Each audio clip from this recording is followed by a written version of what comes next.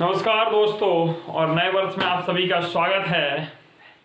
सभी को good morning, सुप्रभात। और कुछ आज खास लेके दोपहर में हम आपके सामने हाजिर होंगे और उसकी झलक दिखलाएंगे। फिलहाल आज की पहली क्लास 2021 फर्स्ट जैन 2021 की पहली क्लास, और उसमें ही डीएलएड का घातक टॉपिक घातांक को आज हमें करना है खत्म। सीखना है कि घातांक में क्या है, और 25 से 30 मिनट की धुआंधार क्लास में घातांक समझते भाई, घात क्या होती है, आधार क्या होता है, पहले समझते इसे, और शेष जो विशेष हैं वो दोपहर की क्लास में अपन संपूर्ण करेंगे, क्लियर करेंगे।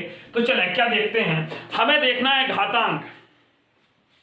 जैसे कि हमने कोई संख्या लिखी 3 की पावर 5, तो ये जो नीचे वाला है उसे हम कहते हैं आधार। क्या कहते हैं? आधार कहते हैं दोस्तों। जो ऊपर वाला है इसे कहते हैं घात। ठीक है, तो ये हमारा घात बोला जाता है, घातांक। ये है आधार। जैसे हम कहें a की पावर m, तो ये है यहाँ पे आधार, ये है आधार, m है घातांक। m क्या है? घातांक है। यह है हमारे घातांक का प्रारंभिक परिचय हुआ। अरे सर, ये तो हमें समझ में आ गया। यह समझ में आ गया, तो अब इसका मतलब भी समझें। a की पावर m का मतलब क्या है? a गुणा a गुणा a गुणा a गुणा डॉट डॉट डॉट डॉट कितनी बार होगा? यह होगा दोस्तों m बार। यह होगा कितनी बार? m बार होगा। जैसे कि सपोज दैट हम आपको दे दें 2 की पावर 5, इसका मतलब होता है 2 गुणे 2 गुणे 2 गुणे 2 गुणे 2। 2 का गुणा 5 बार, 2 दूनी 4, 4 दूनी 8, 8 दूनी 16, 16 दूनी 32।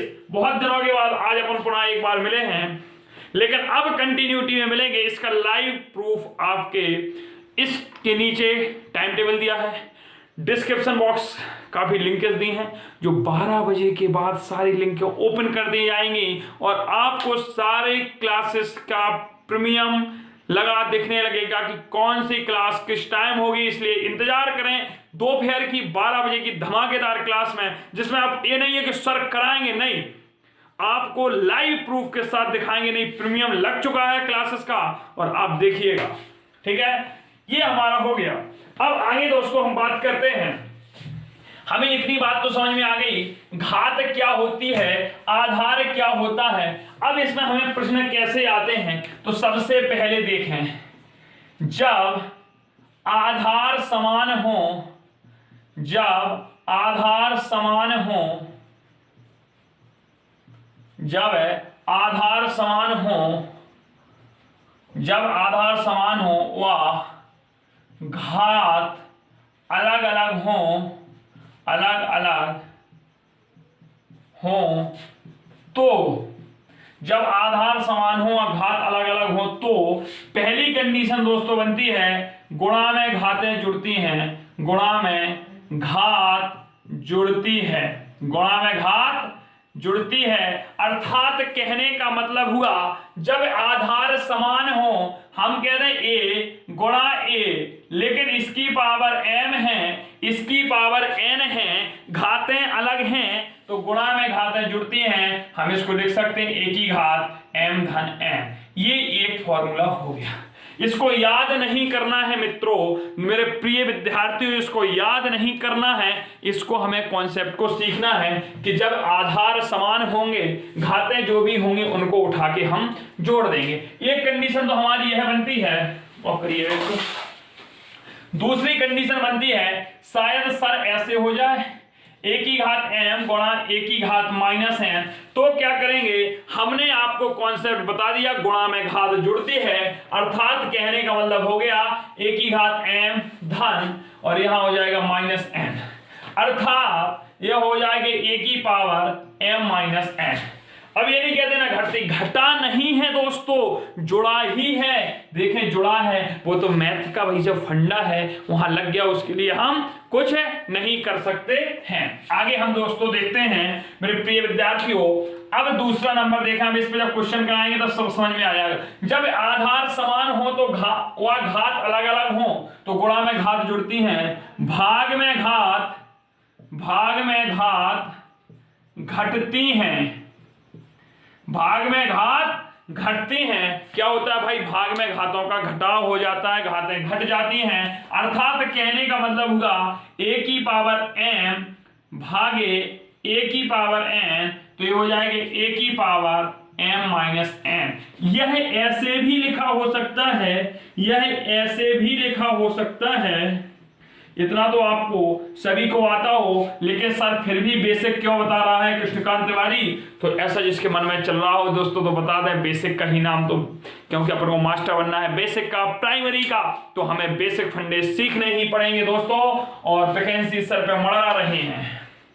तीसरा देखते हैं, हमने गुणा में घातें करवा ली, चले अब इसमें एक और कंडीशन, एक कंडीशन ऐसी बन सकती है कि a की घात m गुणा a की घात माइनस n हो, माफ कीजिए, भागे a की घात माइनस n हो, तो इसमें क्या कर सकते हैं हम, a की घात m, हमें तो माइनस करना है, हमें तो करना क्या है भाई, माइनस ही करना है, लेकिन यहां क्या हो गया, m धन n, भाई साहब जब घातें माइनस में हो ऐसे भी क्वेश्चन आ सकता, a की घात माइनस m भागे a की घात n, तो इसमें भी भाग में घातें घटती हैं, हो जाएगा a की घात माइनस m माइनस n, हमें तो इसी को माइनस करना है, इसको हम ऐसे भी लिख सकते हैं माइनस m प्लस n।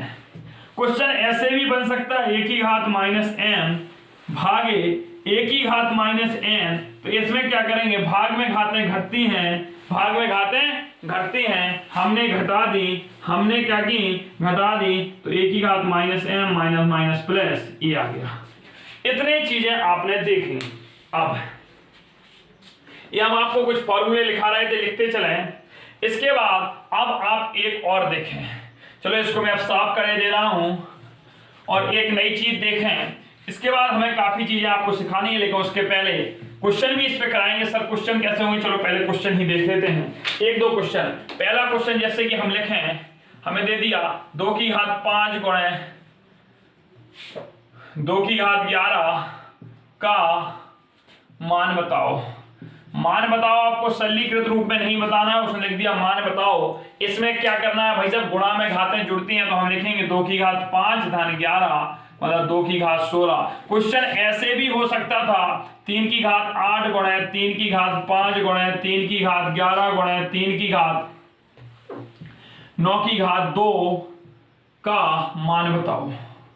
ऐसे भी कह सकता था मान बात नहीं बताओ, मान बताओ। तो अब इसमें क्या करना भाई, हमें आधार समान दिख रहे हैं, हम गुणा में घातें जोड़ देंगे। देखो भाई जोड़ो, जोड़ें, अरे इस 9 का क्या करें, 9 रूपी चिड़िया आ गई, देखें इसको भी देख लें। गुणा 9 को हम ऐसे लिख सकते हैं 3 की घात 2 की घात 2, ये हो गया 8 5 13 13 10 23 1 24, 3 की घात 24 गुणा ये हो जाएगा 3 की घात 4, गुणा में घातें जुड़ती हैं 24 4 24 धन 4 3 की घात 28, यह हो जाएगा आंसर। यह क्या हो जाएगा आंसर। यहां से एक फॉर्मूला और निकलता है दोस्तों, लिख लीजिए, यदि a की पावर m की होल पावर n है तो इसका मतलब होता है a की पावर m गुणा n, इसका होता है a की पावर m गुणा n। और एक चीज यहां और देखिए, यदि लिखा है a की पावर m की पावर n तो इसका मतलब गुरु यही होता है। देखें हम यहां आपको सूक्ष्म विश्लेषण कर रहे हैं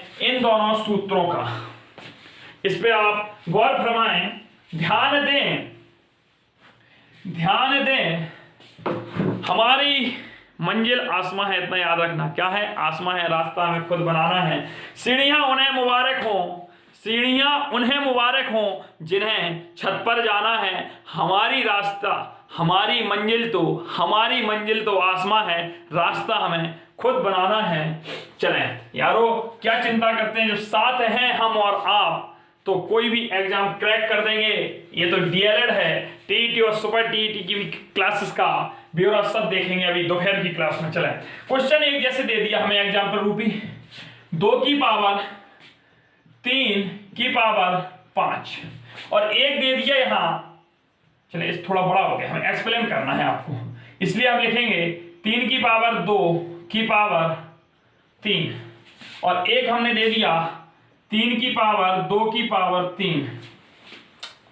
चले ये थोड़ा रफड़ा हो गया, इसका मान कितना आएगा? देखो सेम कंडीशन लिख रहा है लेकिन थोड़ा सा डिफरेंस कर, इसका आएगा 3 की पावर 2 गुणा 3 मतलब 3 की पावर 6, 3 की पावर 6, इसका 3 का 6 बार गुणा कराएंगे, 3 गुणा 3 गुणा 3 गुणा 3 गुणा 3 गुणा 3 हो गया 6 बार, नहीं हुआ, अब हो गया 3 3 का 9 3 27 थी 81 थी 243 थी, 3 3 का 9 24 थी 72 729 729 हो गया। लेकिन इसका देखिए गुरु, इसका हम लिखेंगे 3 2 की पावर 3 2 की पावर 3 मतलब 2 गुणे 2 गुणे 2, ध्यान रखना 2 की पावर 3 का मतलब 2 गुणे 2 गुणे 2 अर्थात 8 मतलब 3 की पावर घात 8 आएगा मित्रों। कितना आएगा 3 की पावर 8, इसका मतलब लिखेंगे 3 गुणा 3। भैया ये तो बड़ा कठिन हो गया, अरे कुछ कठिन नहीं हुआ, देखो 2 2 4 2 6 और यार इनका हमें पता है कितना होता है 6 का 3 अभी निकाला है 729 गुणे 9 करेंगे 9 9 81 1 8 9 दूनी 18 18 8 26 2 9 7 63 65 65 है 61 ये किसी चीज का घन होता है, देख रहे हैं काय का घन होता है, चलें ये किसी चीज का घन होता है, नहीं होता है, नहीं होगा। चलें ये हमने आपको दोनों के बीच अंतर बता दिया दोस्तों। अब हमारे एग्जाम में क्वेश्चन कैसे आते हैं उन्हें को भी देखेंगे, लेकिन उसके पहले आप 2-3 स्टार लगा के और लिखें, 2-3 स्टार लगा के और लिखें। अभी तो आधार समान थे, अब जब आधार असमान हो व घातें अलग अलग हों, आधार असमान व घातें अलग अलग हों, माफ कीजिए आधार असमान व घातें समान हों, घातें समान हों, घातें समान हों। तो इस प्रकार के क्वेश्चन को हम देखते हैं। इसमें कहा जब आधार समान हो, हम कहते हैं ए गुणा ए आधार समान है, अरे इसमें गलत हो गया भाई, आधार असमान और घात समान लिखा तो सही है, हम कहते हैं ए गुणा बी घात है समान, इसकी घात m इसकी घात भी m, तो इन दोनों को हम दोस्तों लिख सकते हैं a गुणा बी की घात m। जब आधार असमान हो लेकिन घातें क्या हो, समान हो, टेक्निकल एरर की वजह से वहां ध्यान चला गया था थोड़ा। अगर इसको हम ऐसे लिख दें a की power m divided by b की पावर m, तो इसको हम लिख सकते हैं a बटे b की पावर m, a बटे b की पावर m लिख सकते हैं। यदि ऐसा लिखा हो, यदि हमारा ऐसा लिखा हो a बटे b बटे c बटे d और इसकी पावर चढ़ी हो m और इसकी पावर चढ़ी हो m, तो इसको लिख सकते हैं a बटे b बटे c अपॉन d की पावर m। इसको हम ऐसे भी लिख सकते हैं a गुणा d बटे b गुणा c की पावर m। तो ये हमारे कुछ फॉर्मूले होते हैं, नोट लगा के इंपॉर्टेंट चीजों को यहां लिख लें। -1 की घात यदि सम संख्या है, सम संख्या, तो सदैव उत्तर मतलब आंसर +1 होगा। कितना होगा? -1 की घात यदि सम संख्या है तो सदैव उत्तर +1 होगा। -1 की घात विषम संख्या है, विषम संख्या, तो सदैव उत्तर -1 होगा। ये तो पर्टिकुलर 1 की बातें हो गई। दूसरा नोट लगा के लिखें, हम नॉर्मल कहते हैं माइनस की घात सम संख्या, कुछ भी हो माइनस में x मान लिया, -x की घात सम संख्या, तो उत्तर हमेशा कैसा होगा? धनात्मक आएगा। कैसा आएगा? धनात्मक होगा। और यदि यही कोई कह दे -x की घात विषम संख्या, विषम संख्या, तो उत्तर हमेशा कैसा होगा? ऋणात्मक होगा। क्या होगा? ऋणात्मक होगा। इन छोटे छोटे पॉइंटों को हमें आते हैं लेकिन रिवीजन करना पड़ता है। किसी भी लिखें, अगर a की पावर 0 है तो इसका मान सदैव 1 होगा। इसके नीचे लिख रहे हैं किसी भी संख्या, किसी भी संख्या की घात 0 हो तो उसका मान सदैव 1 होता है, सदैव 1 होता है। इसके बाद और कुछ चीजें आप लिख लें, इनका स्क्रीनशॉट ले लीजिए। अब यहां पे हम और आपको कुछ चीजें दिखाते हैं, फिर इसके बाद हम प्रश्नोत्तरी पे चलेंगे। जैसे कि हम कह रहे हैं a की पावर -m, तो इसे आप लिख सकते हैं a की पावर 1/m। अगर लिखा है a की पावर m, तो इसे लिख सकते हैं 1/a की पावर -m। ये परिवर्तन घातांक रूप में हमारा हो जाता है। यह हो गया। यदि लिखा है a/b की पावर,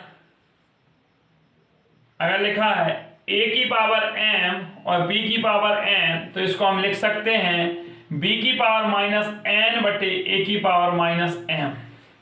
यदि लिखा है a/b की पावर m, तो इसे हम लिख सकते हैं b/a की पावर -m। इसको इस फॉर्मूले से ड्राइव कर रहे हैं अपन। इतनी बातें अपन सबको समझ में आ गई होंगी। हमें लगता है ये आपको बहुत अच्छी तरीके से क्या हो गया होगा, समझ आ चुका होगा। अब चलें हम आगे की ओर अग्रसर होते हैं, आगे की ओर बढ़ते हैं और हम कुछ चीजें देखते हैं कि ये साइन काय का होता है, ये वर्गमूल का साइन होता है। काय का होता है? वर्गमूल का। या तो ऐसे होगा या ऐसे लिखा होगा, 2 लिखा होगा यहाँ पे। इस डंडी के बीच कितना लिखा होगा? यहाँ पे 2, तब भी ये काय का होगा? वर्गमूल का। ये घनमूल का साइन होता है, काय का होता है? घनमूल का होता है। ये चतुर्थमूल का होता है, चतुर्थमूल का होता है। ऐसे ही चलते चलेंगे तो अगर यहाँ n आ गया तो ये क्या होगा? n मूल।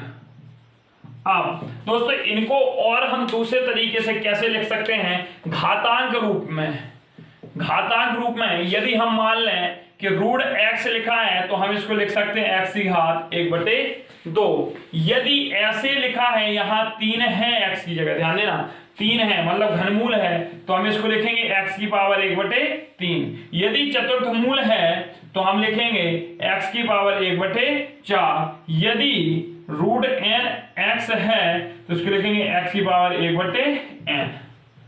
ये चलता है, ये अपना घातांक फॉर्म में हो गया। अगर इसका पूछते भाई इसको वर्गमूलानुपाती फॉर्म में लिखो तो आप लोग लिख लेंगे। इसको ये मूल फॉर्म हो गई, ये इसकी क्या हो गई? देखो ये मूल है, मूल के रूप में, ये घातांक के रूप में लीजिए, ये मूल के रूप में और यह घातांक के रूप में। और ऐसे ही घातांक करनी इस लेक्चर में खत्म हो जाएगा। यदि बचता है, यदि बचेगा थोड़ा मोड़ा प्रश्न तो अगले लेक्चर में, और अगले लेक्चर में अपन अलजेब्रा स्टार्ट कर देंगे। अभी अपन रोक देंगे साधारण ब्याज को, क्योंकि इससे लगी अलजेब्रा को फिनिश करेंगे, उसके बाद सादा ब्याज, चक्रवृद्धि ब्याज और फिर लघुगणक वगैरह को ले डूबेंगे अपन। कुल मिला के आपका डीएलएड मैथ का सिलेबस मैक्सिमम 10 जनवरी, मैक्सिमम 10 या 15, मतलब अपन मकर संक्रांति तभी मनाएंगे जब मैथ के सिलेबस को डुबकी लगा के रट मारेंगे। चलें आगे, अब हम प्रश्नों की बात करते हैं, इसलिए मैथ के सिलेबस को ना घबराएं। आगामी 10-12 लेक्चर में हम आपका सिलेबस खत्म कर देंगे और शांतिपूर्ण तरीके से करेंगे। चलें भाई, पहला प्रश्न देखते हैं, बहुत बड़ा काम है। कह रहा है घातांकों के रूप में लिखो। काय के लिखो? घातांकों के रूप में लिखो। पहला ही प्रश्न है और पहला देखते हैं √5, इसको लिखना है। दूसरा लिखा है 7, इसके आगे 3 लिखा है। फिर लिखा है 100, इसके आगे 9 लिखा है। ये तीसरा प्रश्न है। चौथा प्रश्न हम देखते हैं और चौथा प्रश्न लिखा है 3/4, इसके आगे 4 लिखा है। पांचवा प्रश्न हम देख लेते हैं, ये तो हो गया, चला 5, 27 और छठवां प्रश्न और देख लें 61/1123, यहाँ लिखा है 4। इनको हमें घातांक के रूप में लिखना है दोस्तों। कैसे लिखना है घातांक के, हम चले छठवें क्वेश्चन से ही बार करेंगे। हमने क्या कहा था, यहाँ लिखा है 4 अर्थात हम इसको लिख सकते हैं, अर्थात दोस्तों हम इसको लिख सकते हैं 61/1123 की घात 1/4। यह हो जाएगा इसका आंसर, यह हो गया घात रूप। क्वेश्चन नंबर 5, यहां लिखा है 5, देखो तो हम लिख सकते हैं 27 की घात 1/5। इसको हम लिख सकते हैं 3/4 की घात 1/4। क्वेश्चन नंबर 3 में लिखा है 100 पर 9, 9वां मूल निकालना है तो 100 की घात हम चढ़ा देंगे 1/9। इसमें लिखा है 3 तो 7 की घात 1/3। इसमें लिखा है √5 तो 5 की घात 1/2। ये हमारे घातांक के रूप में प्रश्न हो गए। और चले घातांक रूप के बाद हम चलते हैं संख्याओं को मूलों के रूप में लिखिए। क्वेश्चन नंबर दूसरा कह रहा है संख्याओं को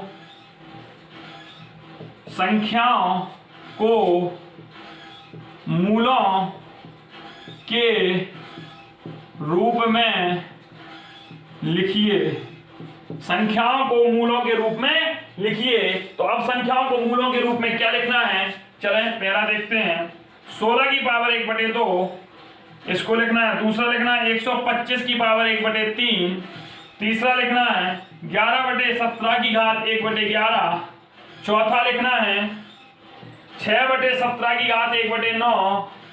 पांचवा दिया 61/325 की घात 1/17। वाह, 7वां मूल लिखवा दिया। कह रहा है इसको मूलों के रूप में लिखो। भाई ये घातांक फॉर्म में लिखे हैं कि नहीं लिखे हैं बताओ। घातांक फॉर्म में लिखे हैं, इसको मूल में लिखना है तो हम क्या करेंगे, √16 कर सकते हैं। ये उत्तर हो गया। इसका देखो 1/3 क्यों है तो रूट इसका घनमूल ले लिया। इसका 11वां मूल निकालना है, देखो यहाँ 11 लिख दो, 11/17 तो अन्ना लिखिए। इसका 9वां मूल है तो 6 अरे गुरु यहाँ 1/9, यदि 9 यहाँ है तो जब यहाँ जाएगा तो 1/9 हो जाएगा। 1/9 आएगा जब भी मूल के रूप में तो 9 बन के आएगा, और जब घातांक के रूप में जाएगा तो 1/9 होगा। मूल का मतलब ही होता है हम दे दें यहाँ n x तो ये हो जाएगी x की पावर 1/n। यह जब ऐसा चला तब ऐसा हुआ, और ये ऐसे चलेगा ऐसे, मतलब उत्क्रमणीय अभिक्रिया हो जाएगी। चले इसमें क्या होगा 61/325 और इसमें हो जाएगा 17 का कब्जा। यह हमारे संख्याओं के मूलों के रूप में लिखना आ गया। दोस्तों अगला हम प्रश्न बात करते हैं। अब हमें कुछ वैल्यू बतानी है, कुछ मान बताने हैं, उसके साथ हम कुछ होमवर्क भी लिखते हैं जो अगली क्लास में करेंगे। और अगली क्लास में हम स्टार्ट करेंगे घातांक करनी के। हमारे यहाँ पर जो टॉपिक था वह समाप्त हो गया। इतना ही आपके सिलेबस में है, सिर्फ हमें घातांकों का परिचय कराना है, कुछ फॉर्मूले बताने हैं। और रही क्वेश्चन की बात, तो क्वेश्चन के अपन लगातार सीरीज लेके आएंगे। अभी अनुपात समानुपात वाले क्वेश्चन डले हैं जो मैंने करवाए थे, वो नहीं हुए, मेरे दिमाग में है, कोई भी टेंशन नहीं ले, वो भी क्वेश्चन कराएंगे। लेकिन जो अभी प्रतिदिन होमवर्क मिलेगा 5 से 6 क्वेश्चन घर से करने हैं, 5-6 मैं यहाँ करा दिया करूंगा, अपन खत्म कर लेंगे। और कल की क्लास मिस ना करें। कल अपन बीजगणित स्टार्ट करने वाले हैं। चर राशियां क्या होती, अचर क्या होती, छोटे छोटे पदों से एक पदीय, बहुपदीय, घातांक, सारी चीजें बताएंगे। लेकिन उसके पहले हम अभी लेते हैं होमवर्क। और होमवर्क में लिखते हैं पहला क्वेश्चन 2 की घात 7, 2 की घात 7 का मान लिखिए। पहला ही क्वेश्चन है 2 की घात 7 का मान लिखिए। दूसरा प्रश्न कह रहा है 3125 का घातीय संकेत, घातीय संकेतन है। तीसरा क्वेश्चन दोस्तों कह रहा है 2 की पावर 7 भागे 2 की पावर 3 को ज्ञात कीजिए, ज्ञात कीजिए।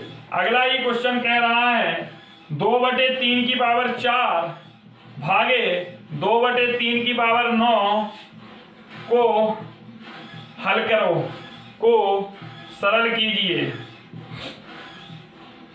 अगला क्वेश्चन कह रहा है 3 की घात 12 गुणे 3 की घात 7 भागे 3 की घात 25 का मान ज्ञात कीजिए। यह प्रश्न आपको होमवर्क में करने हैं। कहाँ से करने हैं, होमवर्क में करने हैं दोस्तों। अब इसके आगे हम कुछ कल की क्लास में 15 मिनट पहले इसकी बात करेंगे, फिर बीजगणित की बात करेंगे। बहुत बहुत धन्यवाद आप सभी का क्लास में बने रहने के लिए। एक बार फिर सभी को नव वर्ष की हार्दिक बधाई हो। इस वर्ष में हम सभी सफल हो। हाँ, हम सभी, हम भी और आप भी, और सभी सरकारी स्कूल के मास्टर बने। सबको एक एक कुर्सी मेरे तरफ से तोहफे में मुबारक हो। बहुत बहुत धन्यवाद मेरे शेरों, शेरनियों।